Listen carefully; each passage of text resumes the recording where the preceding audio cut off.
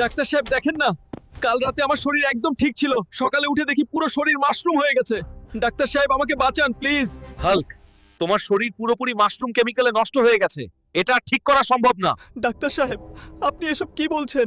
আমি কি করব রে? যদি গ্রামবাসীরা আমার এই অবস্থা দেখে ফেলে, সবাই আমার নিয়ে হাসাহাসি করবে। ওই সেই মাশরুম চিপস, এটা খেয়েই আমার এই অবস্থা হয়েছে। এবার এই ফ্যাক্টরিতে গিয়েই আসল সত্য বের করতে হবে। গেটে তো সিকিউরিটি বসে আছে, ভেতরে ঢুকবো কিভাবে? আচ্ছা, পাশে যে ডেলিভারি ট্রাকটা আছে ওটার ভেতর লুকিয়েই ঢুকতে হবে।